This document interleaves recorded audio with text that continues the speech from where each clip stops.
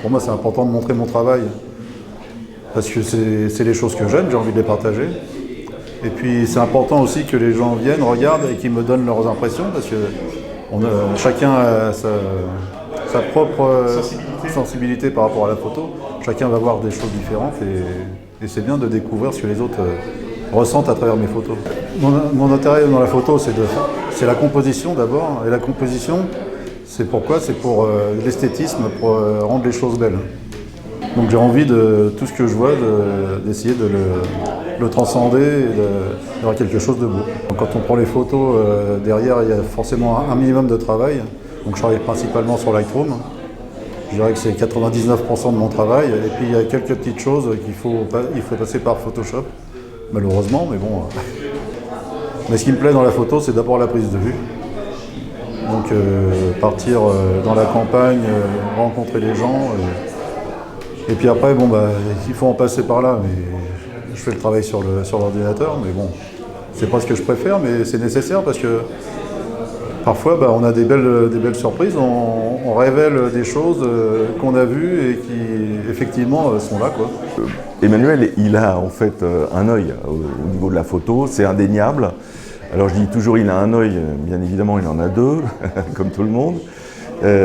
Et ce qui est intéressant chez lui, c'est qu'il n'est pas focus sur un seul aspect de la photographie. Il fait à la fois de l'animalier, il fait du paysage, il touche un peu à tout, il expérimente un petit peu tout, et avec un certain style et une patte véritable en termes de colorimétrie, d'harmonie, etc.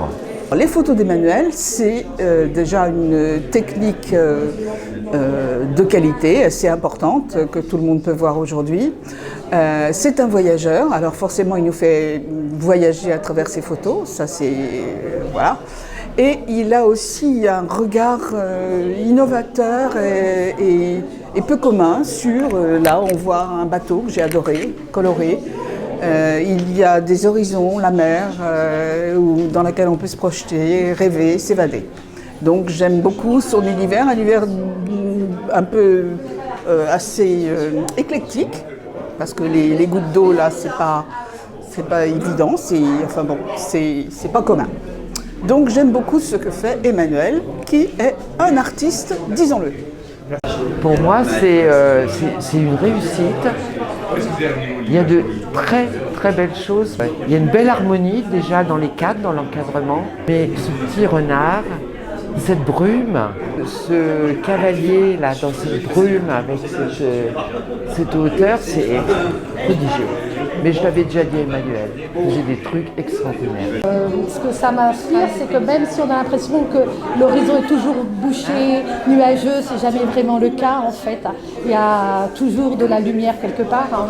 Et ce sont des photos extrêmement lumineuses. Ce que j'aime bien, c'est justement la pluralité de ces regards-là. Et je trouve qu'il a une manière d'attirer le regard sur ses photos qui est très intéressante. C'est très hétérogène, c'est très varié.